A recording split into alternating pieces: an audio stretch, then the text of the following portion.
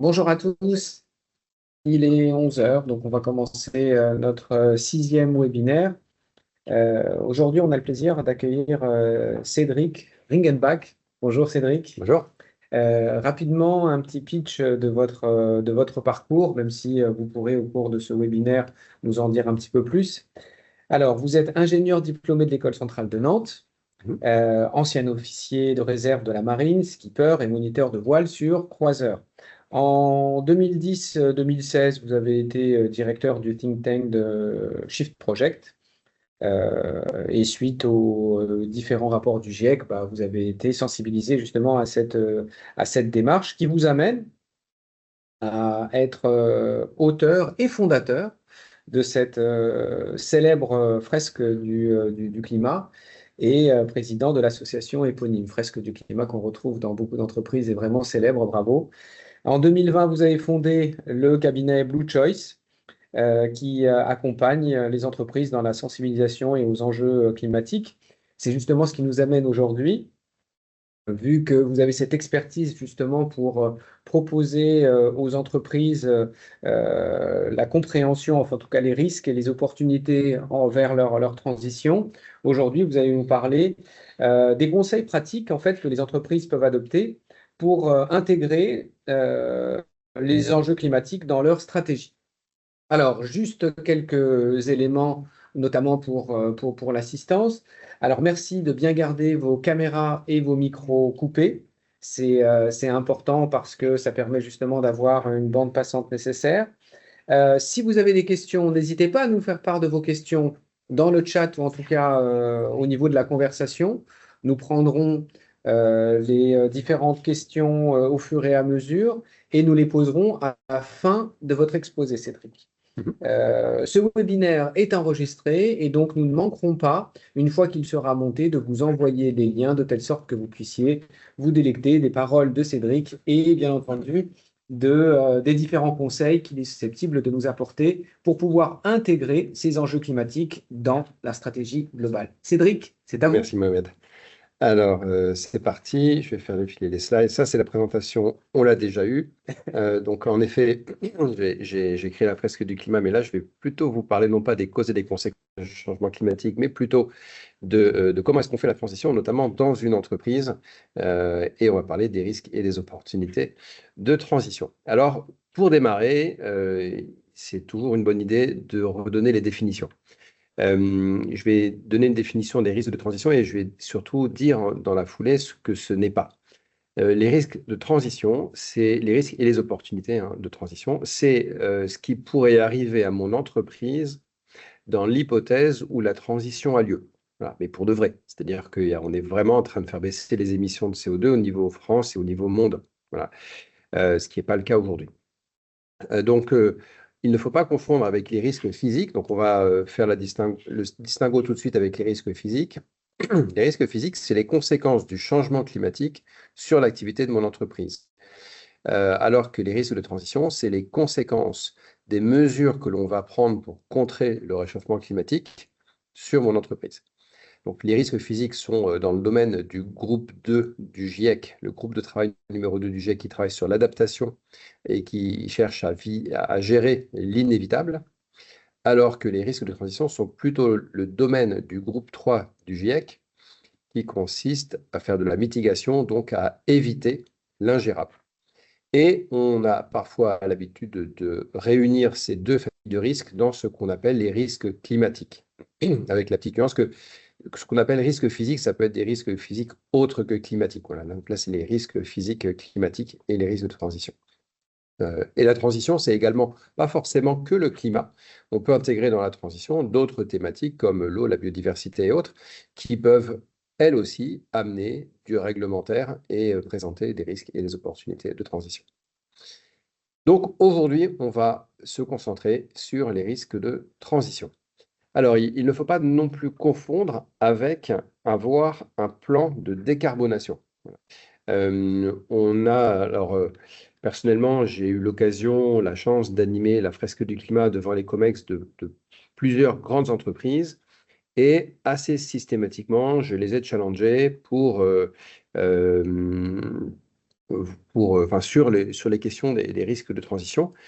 Et souvent, la réponse que j'avais, c'était non, mais c'est bon parce que nous, on a un plan de décarbonation. On a pris des engagements de décarbonation. Alors, c'est pas du tout la même chose parce que je peux tout à fait avoir un plan de décarbonation qui permet de baisser mes émissions de CO2 de quelques pourcents, même quelques dizaines de pourcents. Et pour autant, ça ne me mettra pas forcément à l'abri d'un véritable risque de transition. Par exemple, si j'ai une activité qui est extrêmement carbonée, qui est assez difficile à décarboner, et pour laquelle il existe des alternatives moins carbonées, qui peut-être aujourd'hui sont plus chères, mais qui peut-être demain deviendront moins chères à cause du prix du carbone. Et à ce moment-là, avoir un plan de décarbonation ne sera pas forcément suffisant et on pourrait on pourrait se retrouver complètement éjecté du marché par une concurrence qui devient plus rentable dans un contexte qui a un prix du carbone ou un réglementaire qui interdit certaines technologies. Voilà, donc maintenant on va parler on va essayer de distinguer deux approches, l'approche sociétale et l'approche par les risques. Et je voudrais parler un peu des limites de l'approche sociétale. Euh, Jusqu'ici, on a beaucoup parlé des enjeux d'environnement sous cet angle-là, sous l'angle de les entreprises doivent être responsables vis-à-vis du reste de la société, elles doivent prendre des mesures pour réduire leur impact. Et depuis l'accord de Paris, on a commencé à prendre au sérieux le climat, ce qui est une bonne chose, évidemment, hein. Simplement, aujourd'hui, on arrive aux limites de cet exercice. Pourquoi? On est allé très loin dans l'exercice, c'est-à-dire que on a tellement pris le sujet du climat au sérieux que, enfin, les responsables environnement, les responsables RSE sont entrés dans les COMEX des entreprises. Ils ont eu l'écoute de leurs confrères et on a pris des engagements assez forts et notamment des engagements qu'on a pu faire valider par SBTI, hein, le projet qui s'appelle Science Based Target Initiative. Et, et puis, une fois qu'on a pris des engagements, au bout de quelques temps, vient le moment de les tenir. Voilà. Et là, c'est là que ça commence à se compliquer. Pourquoi? Parce qu'on se rend compte que les premières économies de CO2 qui sont faciles à faire, elles sont rentables. On aurait pu le faire depuis longtemps. On a eu la flemme, on isole un bâtiment, on change les ampoules contre des LED, etc. Et ça, c'est un petit investissement, mais ça se rentabilise assez vite parce qu'on économise de l'énergie. Donc ça, c'est facile. Mais au fur et à mesure que les années passent et on a épuisé les premiers gisements d'économies faciles à faire, là, on rentre dans le dur. Et on se rend compte que ce n'est pas forcément rentable d'économiser du CO2, de réduire ses émissions de CO2 en fonction des projets sur lesquels on est. Et donc, en ce moment, on est précisément dans ce moment où les responsables, les décideurs économiques, les patrons d'entreprise sont en train de réaliser que ils s'étaient peut-être un peu engagés sur ces réductions de CO2, sur ces engagements SBTI, et finalement, ça va coûter de l'argent et il y a une espèce de retour en arrière en ce moment qui est assez général, qu'on observe à plusieurs niveaux. Un retour en arrière global sur les questions environnementales. Ce que je décris là, c'est peut-être une des facettes de ce retour en arrière, mais concrètement, on constate que les associations environnementales ont du mal à trouver des budgets, on constate que les consultants RSE ont du mal à vendre des missions, et c'est des signaux rouges qu'on voit un petit peu partout. Et je pense que ce que je viens de décrire contribue un petit peu à ça. Donc, on réalise aujourd'hui que ce n'est pas le rôle des entreprises que de sauver le climat avec leur budget et avec leurs petits bras à elles. Et en fait, il était temps de s'en rendre compte parce que c'est quand même une réalité depuis longtemps et il va falloir trouver d'autres façons pour y arriver malgré tout. Parce qu'il n'y a pas de raison. Décarboner l'activité économique, ça a un bénéfice global pour la planète. Donc, à, à supposer qu'on réussisse à changer les règles du jeu, on devrait pouvoir s'en sortir. Donc, ça se situe surtout sur le terrain de changer les règles du jeu économique. Donc, ça peut passer par un prix du carbone, par du réglementaire pour interdire certaines pratiques ou imposer certaines pratiques. Et si on ne joue pas sur le plan global de changer les règles du jeu pour tout le monde, alors on va avoir une distorsion entre les entreprises qui auront été plus ambitieuses que les autres et qui se retrouveront défavorisées économiquement par rapport à d'autres, et celles qui n'ont pas voulu jouer le jeu et qui vont tirer leur épingle du jeu. Donc il faut absolument changer les règles du jeu économique pour qu'il devienne rentable de réduire ses émissions de CO2 et d'aller dans le bon sens pour la planète. Et ça se passe évidemment du côté du politique. C'est du réglementaire, c'est un prix du carbone, ce sont des décisions qui ne sont pas à la main des entreprises. Ce sont des décisions qui sont à la main du législateur. Et certes, les entreprises peuvent avoir une petite influence sur le législateur, mais ça reste assez limité. Et au bout du bout, c'est quand même, voilà, c'est quand même du réglementaire qui doit finir par arriver. Donc ça se situe à ce niveau-là. Et le problème, c'est qu'on est un petit peu coincé aujourd'hui.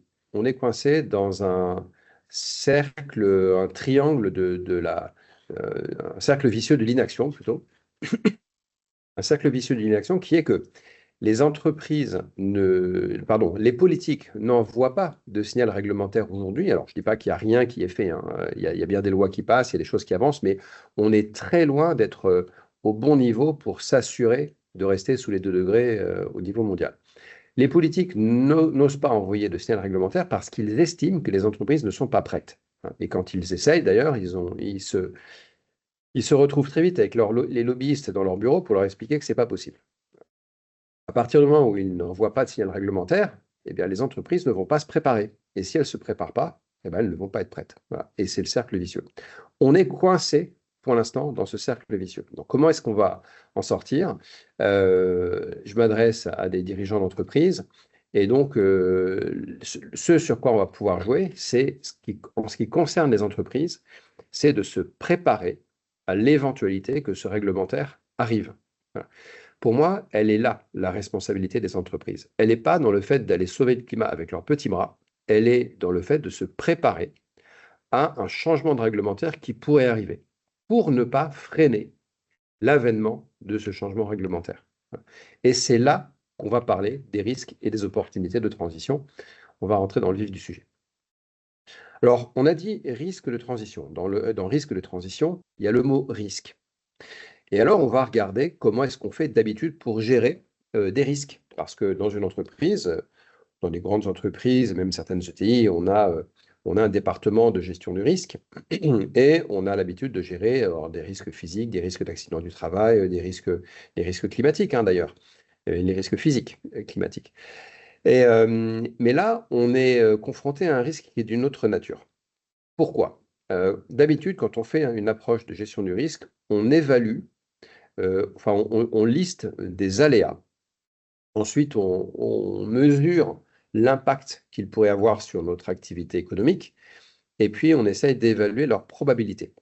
Et quand on multiplie la probabilité par leur impact, si on obtient un chiffre significatif, alors on va regarder ce risque de plus près, on va considérer qu'il est matériel, c'est le terme, et à partir du moment où il est matériel, on va regarder si on peut limiter ce risque et limiter notre exposition et notre vulnérabilité à ce risque. Bon, concernant les risques de transition, la question va être quelle est la probabilité qu'ils arrivent? Quelle est la probabilité que le monde reste sous 2 degrés, par exemple?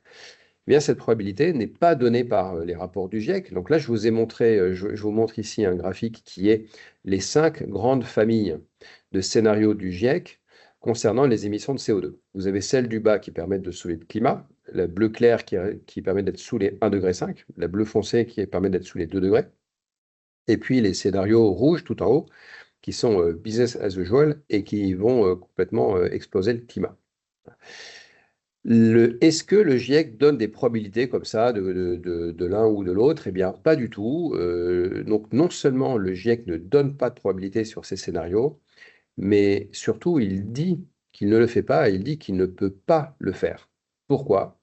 Parce que la trajectoire que prendra l'humanité dépend des décisions des humains, sachant que le rapport du GIEC lui-même est là pour influencer ses décisions. Donc, il ne peut pas donner des probabilités qui seraient démenties par ses propres recommandations ou son propre diagnostic. Est-ce que, à défaut de probabilité, on pourrait dire qu'on va on va partir sur une équiprobabilité. On dit on a 5 scénarios, on imagine qu'ils ont chacun la même probabilité. Ben, je pense que non, parce que ça reviendrait à donner une probabilité à ces différents scénarios. Or, d'un point de vue philosophique, éthique, on ne peut pas donner de probabilité à ces différents scénarios. Voilà. Alors, comment est-ce qu'on va procéder? Donc là, on va simplifier un petit peu le sujet en le séparant de, on va dire qu'il y a deux possibilités pour l'avenir. Le monde fait la transition, le monde ne la fait pas. Évidemment que c'est simplifié, il y a toutes les nuances de gris entre les deux. Mais on simplifie et on imagine qu'il y a deux options pour l'avenir. Et on va mettre ces deux options dans une matrice dans laquelle il y a d'une part sur les lignes ce que l'humanité va décider de suivre comme trajet, hein, soit le monde fait la transition, soit il ne la fait pas. Et on va mettre en colonne les hypothèses sur l'entreprise. Donc mon entreprise fait ou ne fait pas la transition. Alors, si on a une matrice du coup à 4 cases, et dans ces 4 cases, il y en a 2 qui sont viables sur le plan économique et 2 qui ne sont pas viables. Ce qui est viable, c'est de faire la transition dans un monde qui l'a fait, c'est-à-dire anticiper une transition qui a lieu. Alors ça, c'est viable sur le plan économique. Et ce qui est également viable, au moins à court terme, c'est de ne rien toucher dans un monde dans lequel rien ne bouge. Voilà, c'est ce qu'on appelle business as usual. On continue et à court terme, ça tient. Voilà, ça va marcher.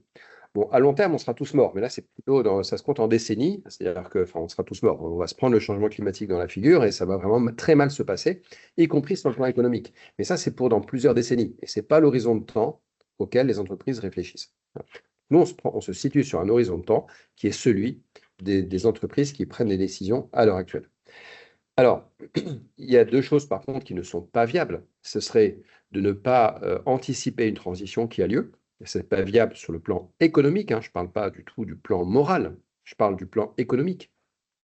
Pour que la transition ait lieu, il faudra par exemple qu'il y ait un prix du carbone relativement élevé. Voilà. Si je suis très dépendant de ce prix du carbone et que je ne réussis pas à me dérisquer par rapport au prix du carbone, soit en décarbonant fortement mon activité, soit comment dire, en quittant certains secteurs d'activité, comment dire, en renonçant tout simplement à certaines branches de mon activité. Si je ne fais pas ça, je risque de me retrouver à être déficitaire ou perdre des parts de marché parce que mes concurrents ont développé des solutions moins carbonées et mon produit se retrouve trop cher sur le marché. Et donc, il y a un vrai risque financier pour moi. Autre risque financier, c'est d'investir à fond dans la transition et de ne pas faire des économies significatives parce que le prix du carbone est resté faible et que mes concurrents qui sont restés aux énergies fossiles sont plus compétitifs que moi. Voilà, ça non plus, c'est pas viable économiquement. Donc, ce qui n'est pas viable économiquement, c'est d'aller trop vite ou d'aller pas assez vite. Voilà.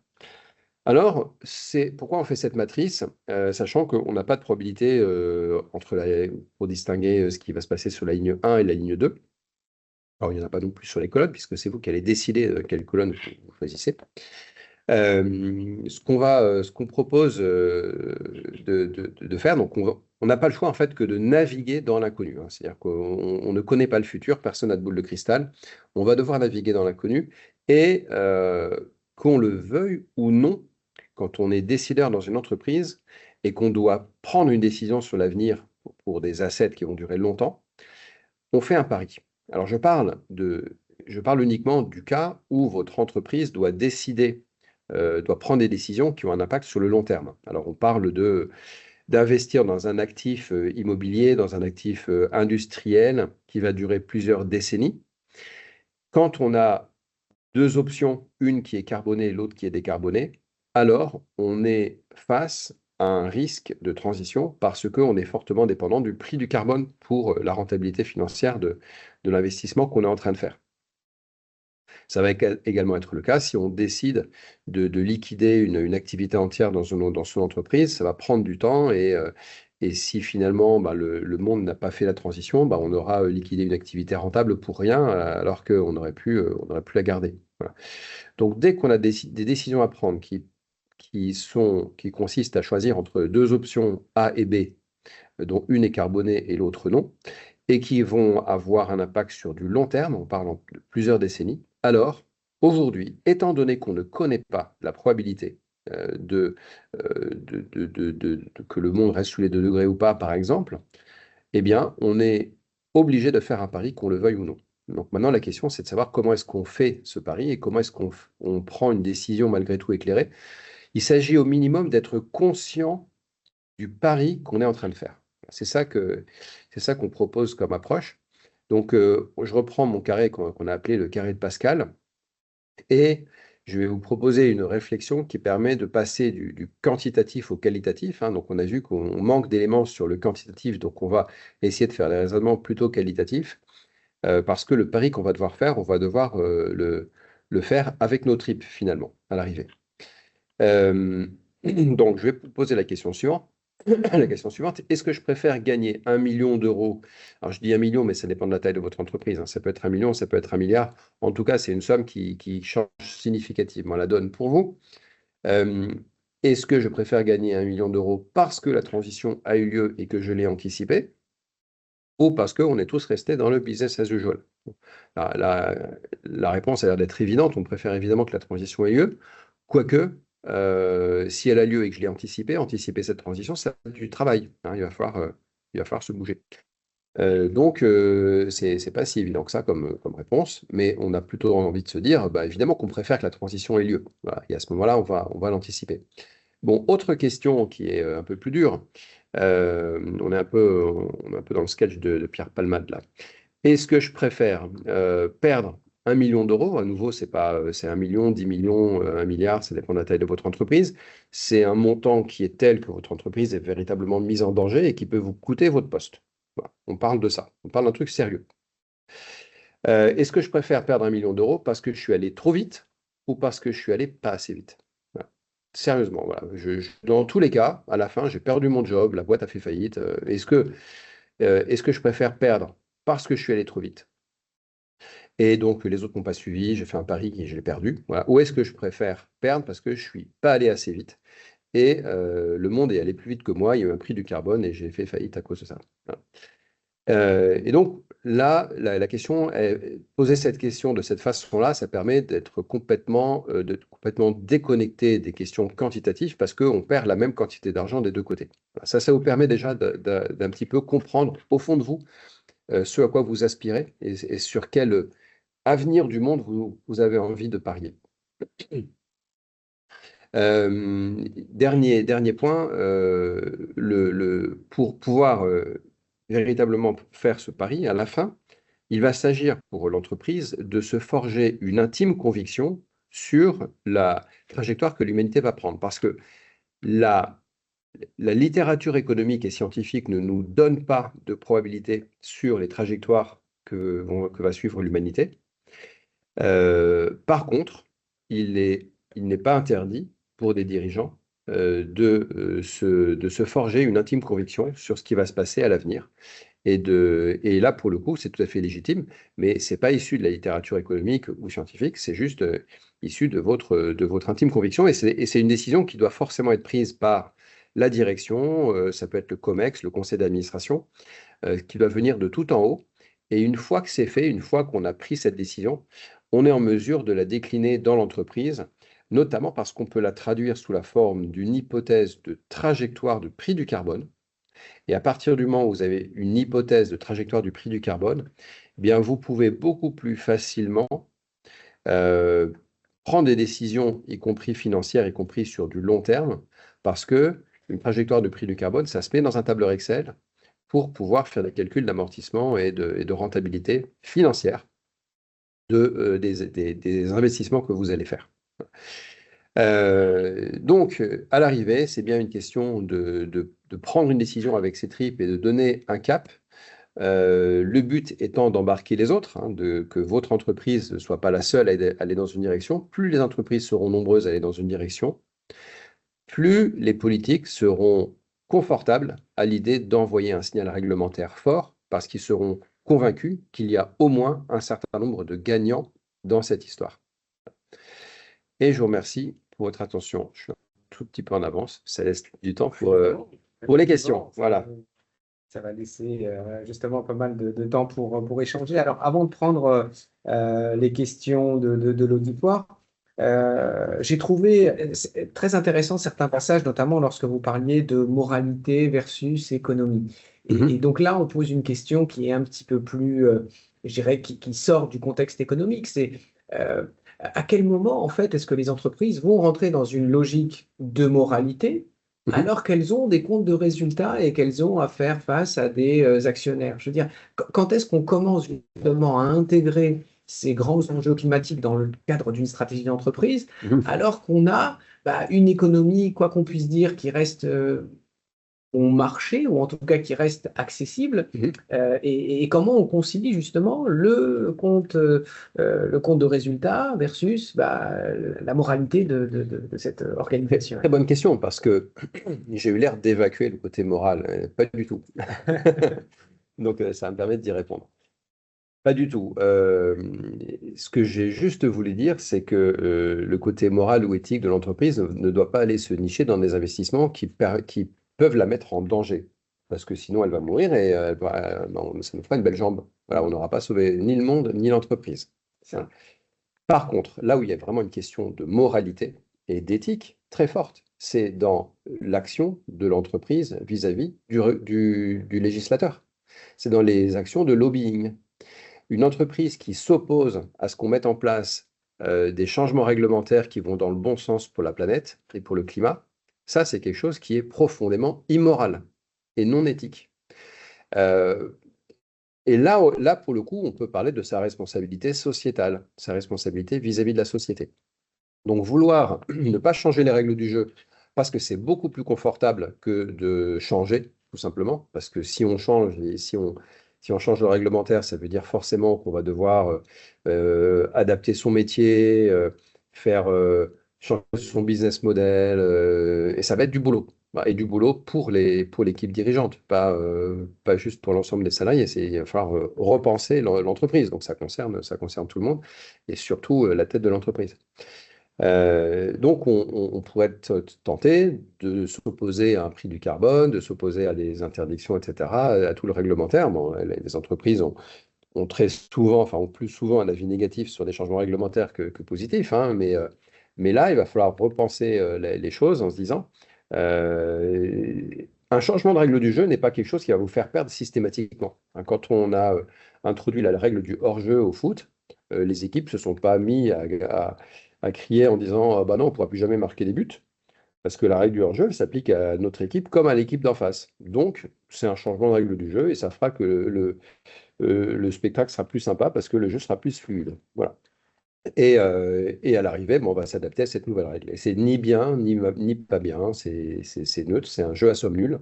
Et les entreprises les équipes de foot vont s'adapter. Et ben, dans un changement réglementaire, c'est pareil, les entreprises vont s'adapter à un nouveau réglementaire. Et il ne faut pas forcément voir que du mal partout. Donc, notamment quand on a entrepris au préalable une réflexion sur les risques et les opportunités de transition, et on sait où on peut avoir son épingle, où est-ce qu'on peut tirer son épingle du jeu dans un changement réglementaire.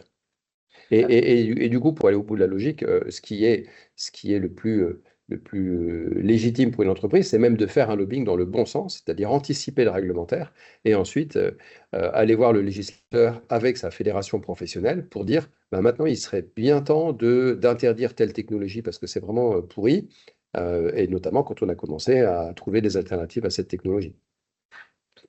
Alors effectivement, c'est très intéressant parce qu'on évoque donc le côté du législateur, mais est-ce que vis-à-vis de ses clients, ou en tout cas il ne peut pas y avoir un changement de mentalité et l'entreprise devrait être plus vertueuse dans un souci, alors là, de rentabilité parce qu'elle aurait plus de Oui, clients, tout à et fait. donc ce changement en fait de paradigme viendrait non pas du législateur, mais plus de la part des clients. Est-ce que vous avez certains exemples d'entreprises justement qui ont muté ou mué pour faire plaisir à une clientèle qui devenait de plus en plus insistante? Alors ça marche dans les deux sens, c'est-à-dire que l'entreprise peut répondre à une demande des clients. Donc, là aussi, c'est en effet de sa responsabilité que de suivre les demandes des clients. On voit souvent des réactions qui consistent à dire, mais non, on ne peut pas parce que les clients, ils n'ont pas envie. Alors, est-ce que vous leur avez vraiment demandé à vos clients? c'est assez rare en fait que les entreprises demandent aux clients ce qu'ils pensent vraiment. C'est pas tous les jours. Donc, on a quelquefois ce premier réflexe qui consiste à dire non, non, mais ils veulent pas. Voilà, on fait l'hypothèse qu'ils ne veulent pas. Donc, déjà, premier point, il faudrait commencer à vraiment mesurer ce que veulent les clients. Donc, ça va dans un sens. Mais dans l'autre sens également, les clients sont peut-être pas prêts, en effet. Est-ce qu'il faut s'arrêter là pour autant? Les clients, on peut leur expliquer aussi les choses. Et ils sont pas bêtes et ils peuvent comprendre. Donc, quand ouais, on a fait des choses, hein, quand Leclerc a voulu imposer les sacs enfin, virer les sacs en plastique dans les supermarchés pour les remplacer par des sacs réutilisables. On va pas débattre de si c'est mieux ou pas mieux, parce que je ne suis Oui, pas si sûr que ça, qu'on nous c'est gagnait au clair. change pour le plastique dans les océans. Mais en tout cas, ils ont entrepris d'éduquer les consommateurs par rapport à ça. Et donc au début, ça a râlé, et puis finalement, aujourd'hui, tout le monde s'est habitué à ce que les sacs, il n'y ait plus de sacs en plastique jetables dans les supermarchés. Et on a appris on a pris le réflexe de récupérer son sac réutilisable pour aller faire ses courses, alors qu'avant, ce n'était pas du tout dans nos habitudes. Donc, on peut éduquer les consommateurs, on peut éduquer les clients, que ce soit des clients particuliers ou des entreprises. Et c'est souvent beaucoup plus facile d'ailleurs quand vos clients sont des entreprises, parce qu'elles peuvent avoir un côté beaucoup plus rationnel et on a un dialogue avec elles d'ailleurs, plus qu'avec des clients particuliers. Donc ça va dans les deux sens. Il s'agit à la fois d'être à l'écoute des tendances du marché, des changements de comportement des consommateurs, et il s'agit aussi d'éduquer les consommateurs. Un autre exemple, aujourd'hui, on vend sur Amazon et d'autres sites, on vend avec des livraisons très rapides en 24 heures. Eh bien, si on faisait l'effort d'expliquer que les livraisons en 24 heures coûtent beaucoup plus cher en carbone que si on avait 48 heures ou plus pour livrer, eh bien, je pense que beaucoup de personnes euh, arrêterait de céder à ce caprice de vouloir être livré dans un jour. Alors franchement, qu'est-ce que ça change de recevoir un livre dans un jour ou dans 2 jours ou dans 3 jours? De toute façon, on ne va pas le lire avant le week-end prochain. Donc voilà. Donc c'est des choses qui peuvent largement s'expliquer. Et aujourd'hui, il n'y a pas encore cette démarche, pas encore suffisamment, d'aller faire ce travail de pédagogie. Mais quand il s'agit de faire de la pub pour faire acheter des choses dont on n'a pas besoin, les entreprises savent faire. Donc, si demain, il faut qu'elles expliquent qu'il y a un changement de comportement à avoir chez leurs consommateurs, elles sauront faire.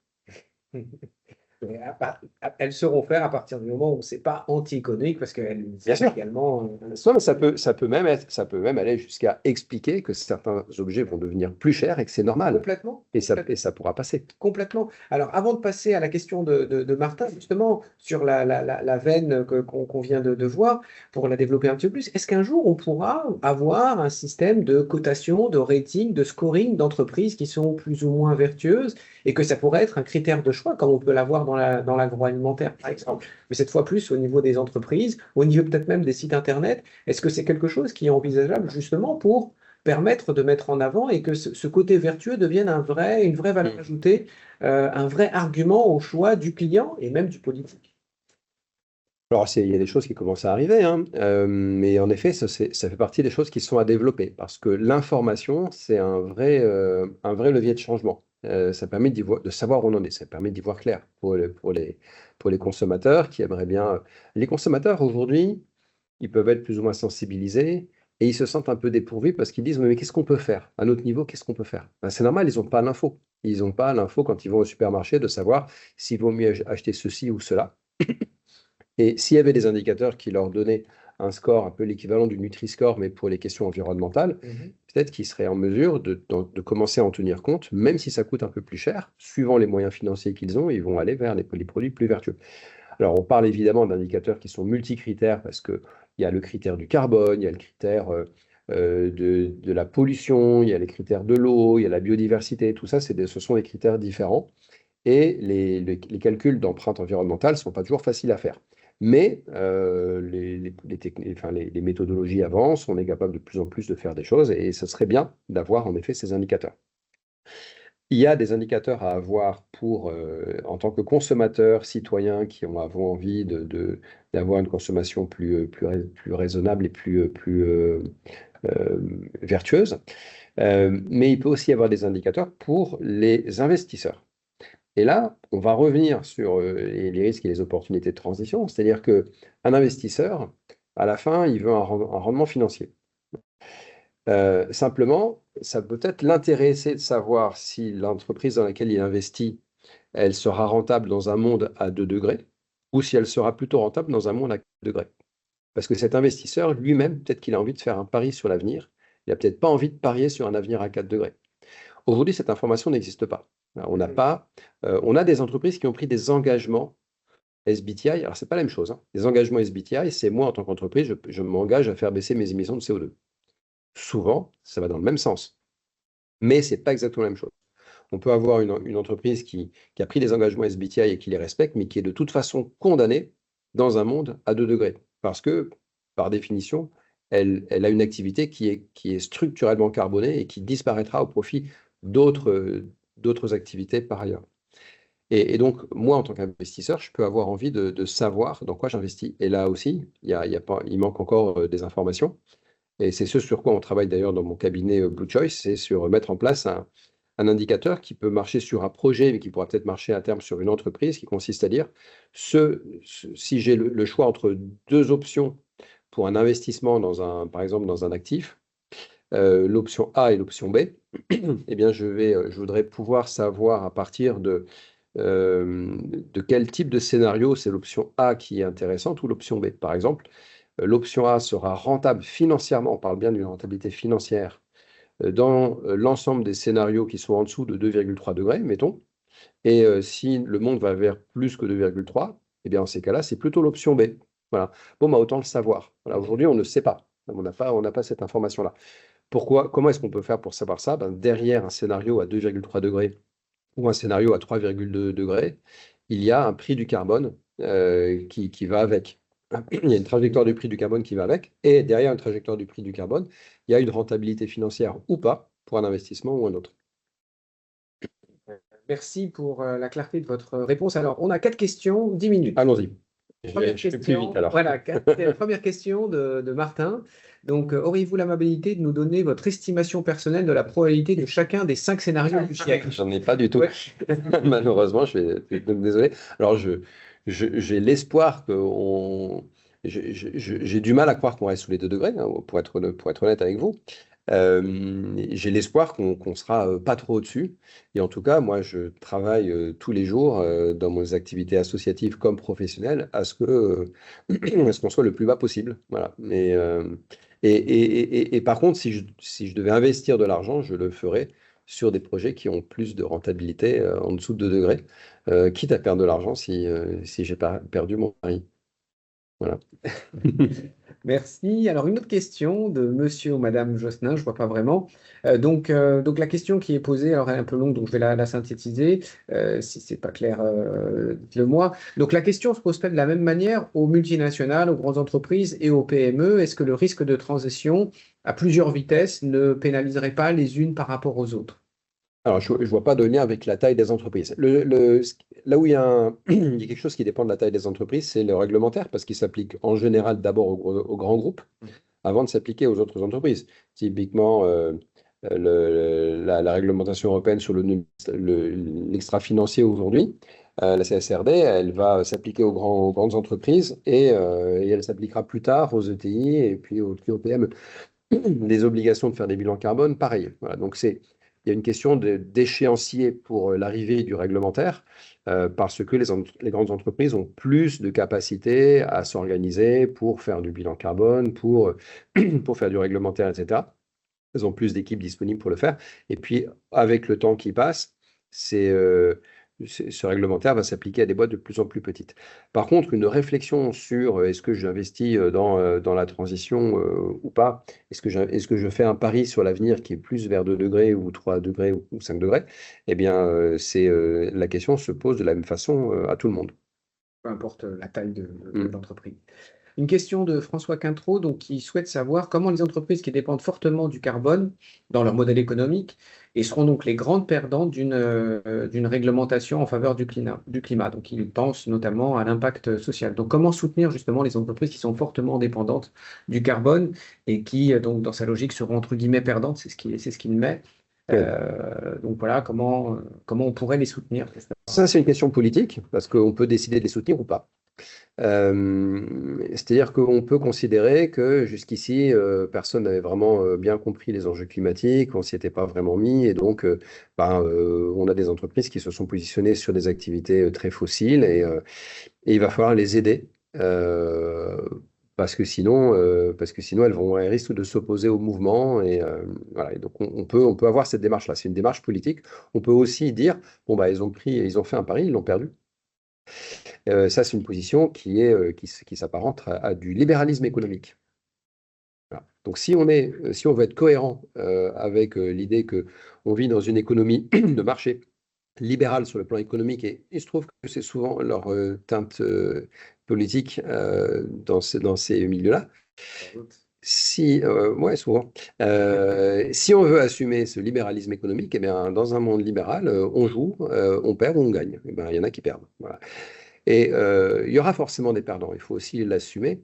D'ailleurs, même le rapport du GIEC l'évoque, hein, dans le groupe 3 du rapport du GIEC, il est écrit littéralement, dans un monde qui fait la transition, il y aura des perdants et des gagnants. Et donc, c'est important de l'écrire. Pourquoi? Parce que c'est important d'être conscient qu'on ne pourra pas avoir que des gagnants. C'est un truc qui est sûr, c'est que si on va vers 5 degrés, là, il n'y aura que des perdants. Ça, c'est sûr. Mais un monde dans lequel il n'y a que des gagnants, ça n'existe pas. Merci Cédric. Alors, il y a quelques commentaires que je vous laisserai lire plus tard. Par contre, il y Mhm. a une question de Bruno qui nous fait part du côté moral, immoral, notamment en faveur des changements de la réglementation d'une baisse de l'empreinte carbone. Et donc, la question qu'il pose, c'est comment contraindre les industriels, notamment les industriels de l'industrie pétrolière, à réellement mettre en œuvre la transition, justement cette fameuse transition. Comment on peut faire pour, dans cette logique justement de bas carbone, comment est-ce qu'on peut Mhm. contraindre des industries qui sont tellement consommatrices de carbone à essayer de réduire cette empreinte? Alors, ben, alors, c'est une bonne question. C'est pas aux pétroliers de réduire la consommation de pétrole. Eux, ils sont fournisseurs. C'est aux autres de ralentir la dépendance aux énergies fossiles. Donc il faut qu'il y ait justement du réglementaire qui va mettre un prix au carbone, qui va du coup dissuader toute production qui est extrêmement carbonée, qui va, euh, qui va inciter à ce qu'on économise de l'énergie, inciter à ce qu'on augmente la durée de vie des produits aussi pour avoir à moins en produire, pour qu'on puisse les mutualiser. Enfin, il y a plein de choses à faire pour décarboner l'économie. Si on envoie des signaux réglementaires forts, il y aura une baisse de la consommation d'énergie, il y aura une baisse des émissions de CO2, il y aura une très forte baisse de la consommation d'énergie fossile. Voilà. Donc à partir de là, ils vont moins en vendre. Bon, bah, ils s'adapteront. Alors, est-ce que des grands pétroliers vont mourir dans un monde qui fait la transition? Non. Ils pourraient avoir leur chiffre d'affaires qui baisse. Voilà. Déjà, avoir un chiffre d'affaires qui... Alors, ils vont avoir des volumes qui baissent, ça c'est sûr. Voilà. Dans un monde qui fait la transition, le prix des énergies fossiles va augmenter fortement à cause de la taxe carbone, mais il n'est pas exclu qu'il augmente encore plus que ça parce que les coûts unitaires sont plus élevés. Voilà. Donc, c'est même pas sûr qu'il y ait une baisse de chiffre d'affaires. Bon, une baisse de volume ne signifie pas une baisse de chiffre d'affaires. Quand on baisse vraiment les volumes, il y a des chances qu'on baisse quand même le chiffre d'affaires à la fin, mais baisser le chiffre d'affaires ne veut même pas forcément dire baisser le bénéfice. On peut avoir une baisse de chiffre d'affaires avec un bénéfice qui se maintient. Bon, et quand bien même on aurait à la fois une baisse de volume, une baisse de chiffre d'affaires, une baisse de bénéfices, et du coup des baisses d'effectifs, etc., si c'est sur plusieurs décennies, ça ne veut même pas forcément dire qu'on met des gens à la porte. Ça dépend du temps que ça prend. Et quand bien même ce serait le cas, bon, ben, c'est la vie, et puis il faut accompagner ça. Je veux dire, on a fermé les mines de charbon en France. On a très mal géré, pardon, on a très mal géré cette transition. Et ça a été une casse sociale pas possible. Ben, demain, on voit les choses venir. Faisons en sorte que ce ne soit pas la même casse sociale, et anticipons les choses pour que les individus qui vont se retrouver sur le carreau aient de quoi, aient la possibilité de recycler leurs compétences dans d'autres projets. Mais je parle bien des gens qui pourraient se retrouver au chômage, pas des entreprises. Les entreprises, elles ont pris le risque, et puis s'il y a des actionnaires qui sont lésés, ben c'est tant pis pour les actionnaires. Ils ont joué et ils ont perdu. Donc, voilà, il y a un équilibre à trouver entre j'accompagne les perdants voilà, parce que je veux les ménager, ou alors, au contraire, on les laisse perdre. Alors, il nous reste tout juste 1 minute. Alors, il y a quelques remarques, bon, je vais pas le lire puisque ça éclaire, ou en tout cas, ça donne des points de vue qui sont un peu différents, ou en tout cas qui sont complémentaires Mhm. aux autres, notamment la remarque d'Anne. Donc, merci, madame, pour ce commentaire, notamment par rapport aux inondations. Mais ça veut dire que le vrai prix, ou en tout cas le prix pour qu'on bascule, le prix de l'énergie, pour qu'on bascule vers une transition, vous le situez en termes de pourcentage ou d'augmentation par rapport à celui qu'on aurait aujourd'hui, à combien? Parce que ça va avoir des impacts, ne serait-ce que sur les utilisateurs, entreprises ou particuliers. Est-ce qu'il faut qu'il double, qu'il triple? Cette élasticité, vous fixée à quel curseur? Et c'est peut-être le Alors, moment. c'est pas une valeur fixe, hein, c'est une trajectoire de prix. Je vais vous donner un ordre de grandeur d'une trajectoire de prix du carbone qui est celle du rapport Kiné. C'est un rapport qui a sur la valeur tutélaire du carbone et qui donne à peu près 100 euros la tonne aujourd'hui, 250 euros la tonne en 2030, 500 euros la tonne en 2040 et pour arrondir, 750 euros la tonne en 2050. Ça donne des ordres de grandeur. Voilà, donc on est, et à terme, on ira vers 1000 euros la tonne quelque part au cours de la deuxième moitié du 21e siècle. Donc 2040 x 5 par rapport à la situation Alors actuelle. ça, c'est le prix du carbone. Du carbone. Ça donne pas le prix de l'énergie. Après, je n'ai pas fait le calcul, mais il faudra voir l'impact sur les énergies fossiles. Ça impactera le prix du gaz, du pétrole, du charbon différemment. Évidemment, le charbon va prendre plus cher que le gaz, mais c'est cet ordre de grandeur qu'il faut regarder. Et ça ne donne pas le prix de l'énergie dans l'absolu, parce que énergie par énergie, ça ne donne pas les mêmes augmentations de prix. Voilà. Mais c'est sûr que ça renchérit globalement le prix de l'énergie. Probablement que ça le double d'ici quelque part entre maintenant et 2050, ça c'est sûr. Ça va au moins doubler. Mais c'est vers ça qu'il faut aller. Mais il faut y aller progressivement pour que le tissu économique ne soit pas trop mis à mal à l'instant T et qu'on ait de la visibilité pour que les entreprises puissent anticiper et justement faire ce qu'il faut pour s'adapter. Et il faut qu'on leur laisse le temps de s'adapter et d'anticiper.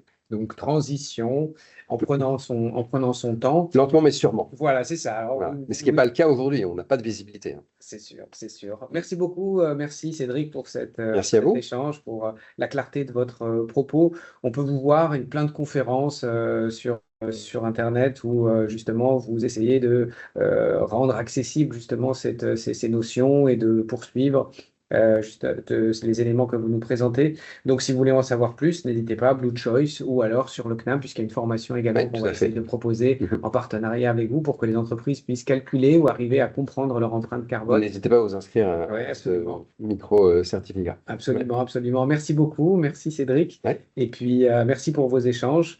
Et à très bientôt pour le 7e, justement, webinaire de CNAM Entreprise. Merci. Au revoir à tous et bon appétit. Merci.